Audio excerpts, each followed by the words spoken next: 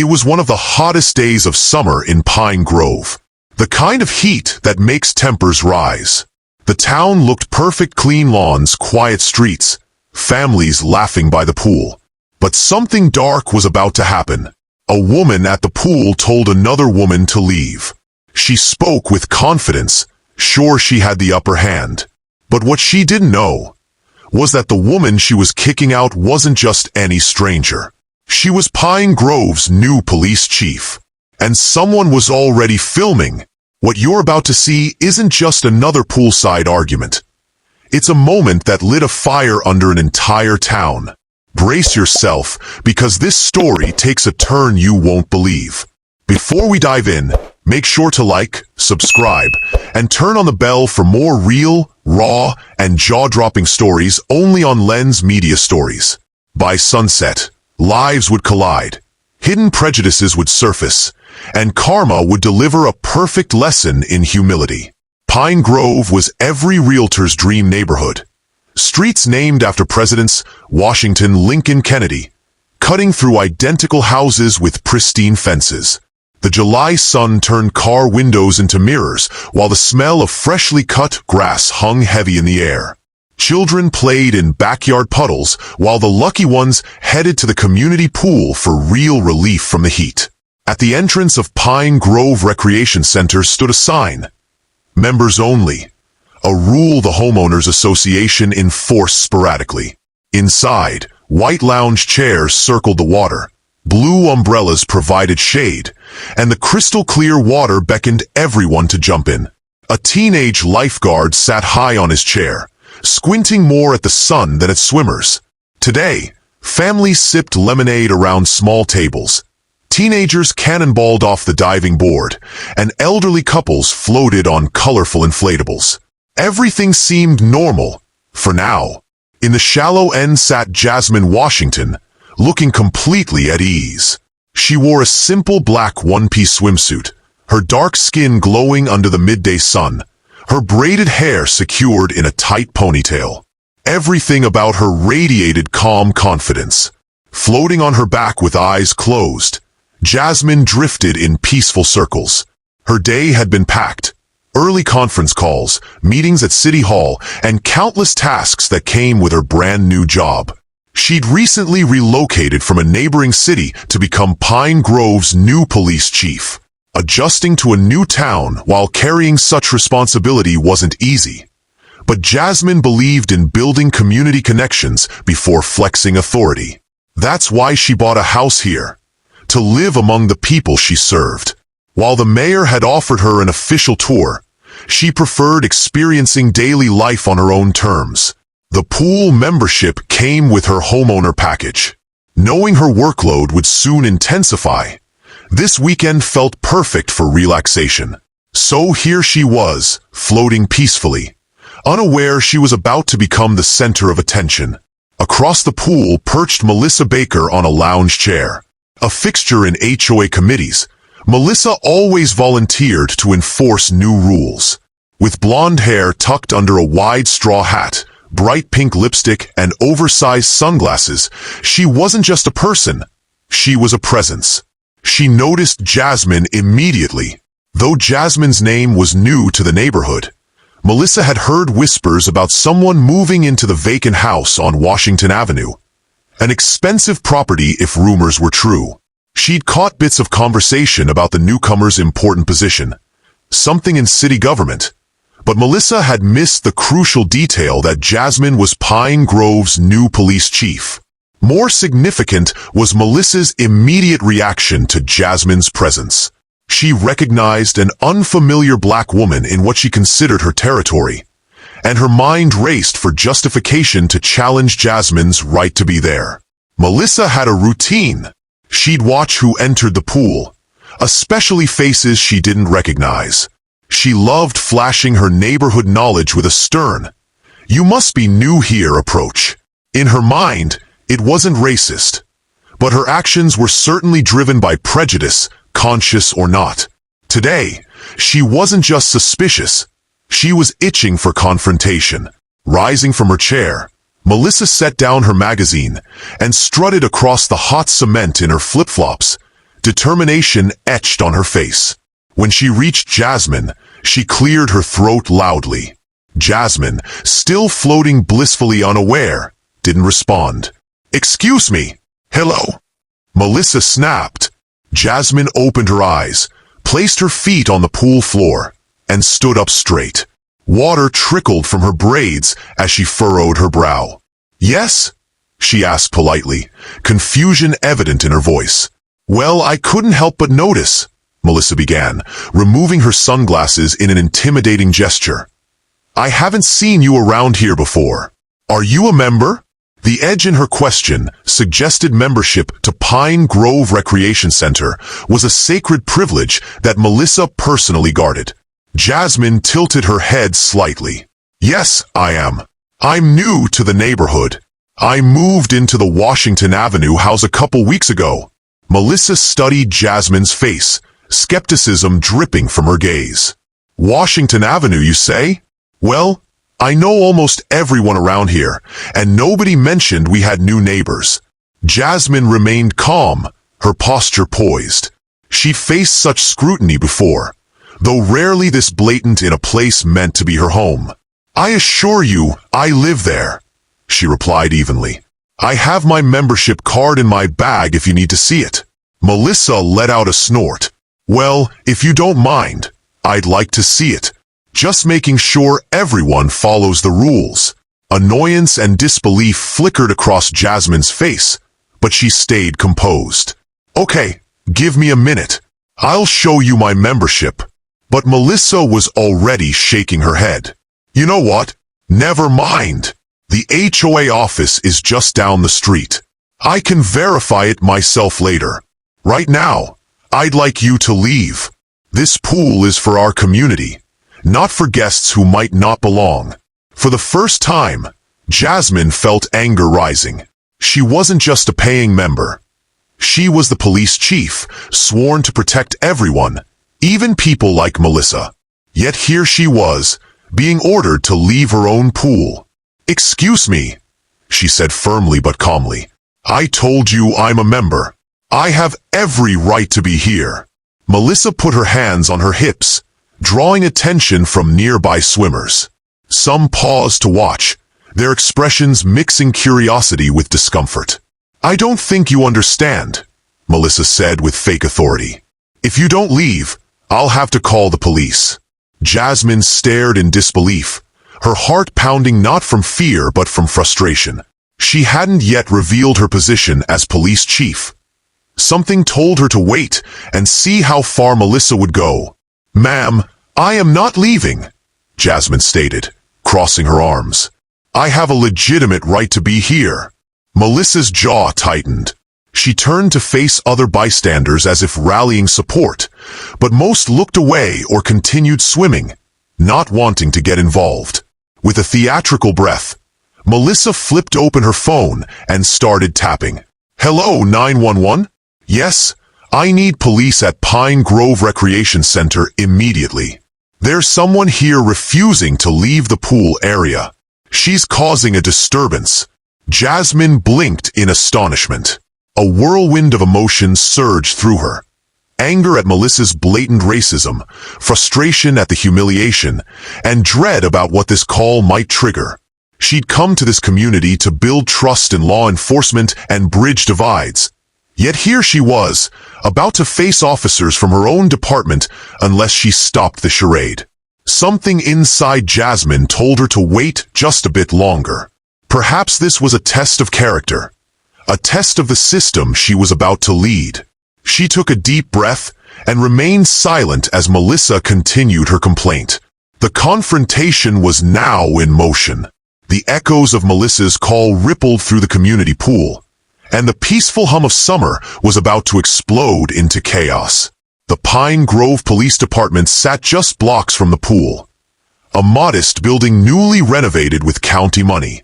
Inside, dispatchers handled routine calls. A fender bender on Lincoln Street, noise complaints about teenagers skateboarding, and a cat in a tree. When Melissa's call came in, it initially seemed ordinary. The dispatcher asked for details, Melissa described a trespassing incident with suspicious behavior and insisted the woman was aggressive and uncooperative. Two officers on duty, Officer Ryan Thompson and Officer Maria Gonzalez, were dispatched to the scene.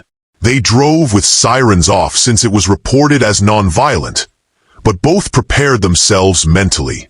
Trespassing calls in this neighborhood rarely prove serious, but confrontation was always possible. As they drove, Gonzalez turned to Thompson. "You hear about our new chief?" Thompson nodded. "Jasmine Washington, right? Supposed to officially start next week, but I think she's been settling in." Gonzalez shrugged. "Hope she's better than the last chief. That was a mess." "Don't get me started," Thompson said, rolling his eyes. The previous chief had been caught in scandals from mishandling funds to favoritism, and was quietly replaced without explanation. They arrived at the recreation center to find a small crowd gathered by the pool entrance. Melissa stood at the water's edge, phone in hand, wearing a triumphant but tense expression. Jasmine remained in the shallow end, arms folded. Some families gathered their belongings, sensing trouble, while others watched with morbid fascination. The officers walked around the pool's edge. Melissa rushed forward, waving wildly. "Officers, finally! We have a trespasser refusing to leave. She's been hostile and threatening." Jasmine raised an eyebrow. "I've done no such thing," she said softly, though her voice carried clear frustration. The officers tried calming Melissa. "Ma'am, please step aside," Gonzalez said steadily. "We'll handle this." Melissa nodded and stepped back, but stayed close enough to watch. Officer Thompson turned to Jasmine. "Ma'am, we got a call about trespassing. Are you a member of this pool?" Jasmine nodded firmly, then pointed toward her belongings on a nearby chair. "My membership card is in the front pocket of that bag. You're welcome to check." Gonzalez stepped toward the chair, searched carefully, and pulled out a plastic card with the Pine Grove Recreation Center logo and Jasmine's name. She scanned it. The membership was valid. When Gonzalez showed Thompson the card, Melissa's face turned bright red. Yet she refused to back down. "That might be someone else's card," she blurted. "Or maybe it's fake." Gonzalez shook her head. "Ma'am, forging a membership card for a small community pool isn't exactly common, and her ID matches the name." Thompson approached Jasmine more sympathetically. "Can you show me valid ID, just to confirm your name matches this membership?" Jasmine remained silent momentarily. This was the final straw. She'd come to relax and enjoy her day, but was now enduring this humiliating scene because of one woman's prejudice. She could easily end this by revealing her identity as the new police chief, but part of her wanted to see if these officers would handle this fairly without that knowledge. She exited the pool, retrieved her wallet from her bag, and handed Thompson her driver's license. He compared it to the membership card. Perfect match. He offered a small smile as if to say, "I'm sorry you're going through this." Melissa's mouth fell open. I was just looking out for the neighborhood," she stammered. "We have rules, you know." She came in acting like she owned the place. Jasmine's lips curved into a faint smile. "Actually, I do pay for a portion of it through membership fees," she said. Then her posture straightened. "Officers, since you're here, I'd like to file a complaint for harassment." Melissa's head snapped toward Jasmine, eyes wide. "Harassment?" she repeated as if hearing the word for the first time. Gonzalez cleared her throat. "All right, ma'am. We can take your complaint. Let's step away from the pool to talk." Jasmine nodded. "I think it's best we have this conversation somewhere more private." Melissa's sense of victory vanished. She glanced anxiously at departing families, many eager to gossip about what they'd witnessed. In her mind, she always got her way and had the last word. But something about Jasmine's calm confidence unsettled her. Without question, things were unraveling, and the officers were about to discover a much bigger truth than they expected. They moved to a small patio area near the recreation center's vending machines. The smell of chlorine hung in the air, while a humming soda machine provided background noise to their tense conversation. Officer Gonzalez began. "Ma'am," she turned to Jasmine. "Can you tell us exactly what happened?" Jasmine took a breath. "I came here to swim. I'm a recent homeowner with a valid membership. I was minding my own business when this woman demanded I leave, accused me of trespassing, then called 911 claiming I was aggressive and threatening." Gonzalez made notes while Thompson watched both women carefully. "And you're saying none of that is true? That you made no threats?" Gonzalez asked. Jasmine glanced toward Melissa, whose arms were crossed defensively. "I never threatened her. In fact, I offered to show my membership card before she even called you. She refused to look at it." Melissa laughed sharply. "You were rude. All you had to do was show your card right away, and we wouldn't be here." Jasmine pressed her lips into a thin line. "I told you I had a membership. You told me to leave anyway." Thompson looked between them. "All right, we've established that Ms. Washington is a legitimate member," he said carefully. Then, turning to Melissa, he asked, "Why did you assume she was trespassing?" Melissa's cheeks flushed deeper red. "We have a tight-knit neighborhood. I know everyone. I've never seen her before, so I thought she was some random stranger." Jasmine tilted her head, her voice gentle but firm. "This is a big community, Ms. Baker. You couldn't possibly know every resident, especially new ones. Perhaps you should have asked for my membership card in a more polite, less accusatory way." Melissa shot back. "And maybe you shouldn't walk in like you own the place." Officer Gonzalez raised a calming hand. "Let's keep this civil." Thompson, who had been studying Jasmine more intently, seemed to recall something. The new police chief's photos had circulated in internal emails. The face, the name. Realization dawned on him. His eyes widened slightly before he cleared his throat. "Ma'am," Thompson addressed Jasmine respectfully, "could you verify something for me?" Jasmine seemed to sense where this was heading. She inhaled softly and reached into her bag. From a zippered compartment, she retrieved a slim black wallet. Inside was her official police ID and badge. She held it out discreetly toward the officers. Melissa's eyes darted suspiciously between them. Gonzalez's expression shifted from polite concern to shock, then respect. Thompson had half expected this, but still looked nervous as he read the credentials. Jasmine Washington, Chief of Police, Pine Grove. Gonzalez said nothing for a moment. Then she slowly looked up at Jasmine. "Chief Washington?" she uttered in a near whisper. Melissa, however, couldn't see the ID and still had no idea what was happening. She fidgeted, likely already planning how to spin the situation in her favor. "What's going on? Why are you both so quiet?" she demanded. With careful steps, Gonzalez moved away from Melissa and whispered to her partner.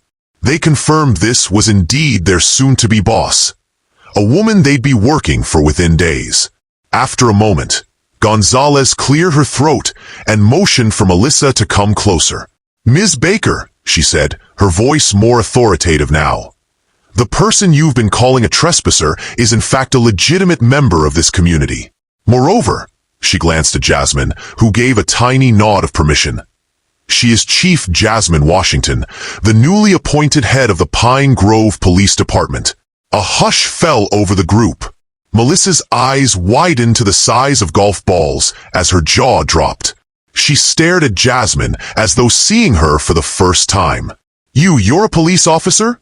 she finally squeaked, her tone a bizarre mixture of disbelief and panic. Jasmine slipped the ID back into her bag, her posture calm. "Yes, I am. I moved to Pine Grove recently to serve as chief of police." Melissa stared at her sandals, her cheeks burning bright red. I didn't know," she mumbled, her voice shaky. "That's obvious," Jasmine replied quietly. But it shouldn't matter if I was the chief of police or not. You assumed I didn't belong because... Why? Tears of humiliation shimmered in Melissa's eyes, but she blinked them away, refusing to address the question directly. I was just trying to protect the community, she repeated lamely. Jasmine inhaled deeply. I'd like to file a complaint, as I said. This kind of harassment can't just be brushed aside. We need to have a record of it. Thompson and Gonzalez exchanged glances. This was delicate. The new chief was within her rights to file a complaint, but they weren't sure how it might reflect on the department or the broader community. Gonzalez nodded. Of course, Chief Washington. We can complete a report. Melissa stepped closer, her eyes pleading. Please, I didn't know. If I had known who you were, I never would have. Jasmine's gaze hardened. That's exactly the problem, she interrupted. You should treat everyone with respect regardless of who they are. I came to this pool for the same reason you did, to relax on a hot day. But you turned it into a nightmare. What if it was someone else? Someone without a badge who couldn't defend themselves? How do you think they'd feel? Melissa had no answer. She looked pitiful, stripped of her usual confidence. The officers guided Jasmine through filing a complaint, documenting her statement, the details of the confrontation, and the words exchanged. Melissa hovered nearby, wringing her hands, occasionally muttering about overreaction or misunderstanding. But the damage was done. Melissa would face consequences, and though the immediate fallout was limited to a police report, it was only a matter of time before ripples spread through the entire community, exposing the prejudice lurking beneath Pine Grove's picture-perfect surface. News traveled fast in Pine Grove, faster than mowers on manicured lawns. By morning, everyone knew Melissa Baker had tried to kick the new police chief out of the community pool. The story grew with each retelling. Some versions had Melissa physically threatening Jasmine. Others described Jasmine revealing her badge in dramatic Hollywood fashion. While details were exaggerated, the core truth remained. Melissa had racially profiled a black homeowner who happened to be the new police chief, called 911 on her, and was humiliated when the truth emerged. Friends texted friends, neighbors whispered in grocery store aisles, and baristas at the local coffee shop served lattes with gossip on the side. Witnesses posted social media photos of the police cruiser outside the pool with captions like, "Racism in Pine Grove," or "Chief Washington's day off ruined by Karen behavior." Melissa discovered the rumor mill in the worst way. She woke to find her phone flooded with messages. Some demanded to know if rumors were true. Others condemned her outright. Her social media was flooded with scathing comments. Suddenly, she was the villain in a viral local scandal with no idea how to handle it. After frantic attempts at damage control, Melissa went on the offensive. She posted a lengthy note on the neighborhood app. "I was just doing my civic duty, making sure only authorized members used our pool.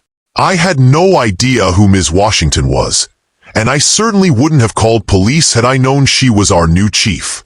Everyone knows I've always acted in our community's best interest. Please don't believe these vile rumors." Her post triggered a flood of replies. Some neighbors voiced support, praising Melissa for keeping the community safe. Others called her out, asking why she hadn't apologized directly. Many pointed to a pattern of her singling out people of color in community spaces. Meanwhile, Jasmine tried focusing on her work. She attended a morning briefing at City Hall, meeting the mayor and city council members. The conversation inevitably turned to the incident. The mayor, an older white man with a carefully groomed mustache, sounded supportive but concerned about appearances. He quietly asked Jasmine if she'd consider dropping the harassment complaint to avoid stirring tensions. Jasmine's face remained neutral. "Mr. Mayor, I appreciate your concern, but if I don't hold people accountable now, how can I expect to hold others accountable later? That's not how trust is built." He gave a hesitant nod, then changed the subject to budget allocations. After the meeting, Jasmine visited the Pine Grove Police Department for the first time as their leader. Mixed emotions coursed through her, pride in her position to create positive change, but acute awareness that she was a black woman stepping into a role historically held by white men. Officers' eyes followed her through the halls, some curious, others admiring, a few uncertain how to engage. She called a department-wide meeting in the briefing room. Nearly 30 officers gathered, some in uniform, others in plain clothes. Thompson and Gonzalez sat in back, offering respectful nods. Jasmine approached the podium, feeling the weight of the moment. She spoke calmly but firmly. "Good morning, everyone. I'm Chief Jasmine Washington. Some of you already know me by reputation, and a few by unfortunate incident." A ripple of subdued laughter moved through the room. "I'm not here to dwell on that. I'm here to work with each of you to make Pine Grove safer. Safe for everyone. I've reviewed departmental reports, policies, and community feedback about policing. We have work to do, but together, I believe we can do it. I believe in rebuilding trust. And trust begins with accountability, transparency, and respect." She met as many gazes as possible. "Let me assure you, I'm a fair leader, but I won't tolerate discrimination, on or off duty. We represent the law, which means we must uphold it equally for all people. I look forward to working alongside you to make that happen." Her speech was brief but impactful. When she finished, several officers applauded, some more enthusiastically than others. Jasmine felt relief. Her first official act as chief had set the tone. 2 weeks later, at the next HOA meeting, Melissa stood before the same crowd that had voted to remove her from all committees. Dressed simply, hair pulled back, posture humbled, she approached the microphone, face flushed with nerves. "Good evening. My name is Melissa Baker, and I owe this community, and specifically Chief Jasmine Washington, an apology. I made a terrible assumption and acted hurtfully. I called police on a neighbor who had every right to be at our pool and falsely accused her of being aggressive." She pressed a hand to her chest. "I've learned, though painfully, that such actions can't be justified as concern for the neighborhood. The truth is, I allowed bias and fear to guide my behavior. For that, I am truly sorry." The room fell silent except for shifting chairs. Some looked skeptical, others showed grudging sympathy. In the back stood Jasmine, dressed in a casual blazer, her expression neutral but attentive. "I've agreed to attend diversity training and volunteer with community building programs. I don't expect forgiveness overnight, but I promise to earn back your trust through actions." She stepped away from the microphone as scattered applause rose, some polite, others genuinely respecting anyone brave enough to admit wrongdoing. Melissa's cheeks burned, but as she turned, her eyes met Jasmine's. The chief gave a small nod of acknowledgement, enough to show Melissa she was on the right path. Meanwhile, Chief Washington immersed herself in police reform initiatives. She invited community leaders to regular station meetings, ensuring transparency. She visited schools, giving talks on public safety and cooperation. The pool incident, though painful, became a catalyst for honest conversations throughout town about racism, inclusion, and what kind of community Pine Grove wanted to be. For Melissa, the experience had been humbling, stripping away her self-appointed authority and forcing her to confront her biases. But the fallout opened doors for growth, empathy, and real community accountability. Though trust wasn't rebuilt overnight, seeds of a more unified future had been planted. Months later, summer heat mellowed into autumn crispness. Golden leaves lined Pine Grove streets, creating picturesque beauty that felt like nature's apology for summer's turmoil. The pool was closed for the year, but memory of that dramatic day remained a vivid neighborhood legend. At the fall festival in the community park, with pumpkin carving and hay rides, Chief Washington strolled around chatting with residents. Many now respected her leadership style, firm but compassionate. She stopped at a booth run by the Pine Grove Youth Center. The volunteer coordinator waved enthusiastically. "Chief, come see this." She pointed to a colorful mural with handprints of different sizes and colors intertwined around the words, "Our community, our home." That volunteer, Ms. Baker, actually suggested the handprint design, she explained. Said it would remind everyone that we all belong here. Jasmine felt surprised and grateful. She turned to see Melissa nervously arranging refreshments, occasionally glancing up as if uncertain of her welcome. Jasmine approached. Melissa stood straighter, offering a timid smile. "Chief Washington, how are you?" Jasmine returned the smile, extending her hand. "I'm well, Melissa. And you?" Melissa exhaled, relief evident. "I'm okay. Just helping out." She gestured to the mural. "I suggested the handprint design. Wanted to show we're one community." Jasmine studied the mural, warmth spreading through her. "It's beautiful. Thank you for doing that." Melissa blinked, stunned by the simple kindness. "I really am sorry, Chief. It's been a tough lesson, but I'm trying my best to change." Jasmine nodded. "I see that. Keep going." Melissa wiped a stray tear. "Thank you for giving me a chance." They stood together as laughter and music swirled around them. A moment of quiet reconciliation. Not perfect or complete, but a step forward. As dust settled in Pine Grove, no one forgot that fiery pool confrontation, but many found ways to learn from it. The new police chief earned widespread respect for her accountability stance and community engagement. Melissa discovered a more constructive role helping children and fostering unity. If someone had photographed that festival scene, Jasmine and Melissa sharing a tentative handshake before a unity mural, it might have captured the town's journey from prejudice to hard-earned empathy. Would racism ever completely vanish? Perhaps not. But each day offered a new chance to choose understanding over ignorance. And for Chief Jasmine Washington, that was reason enough to keep fighting the good fight.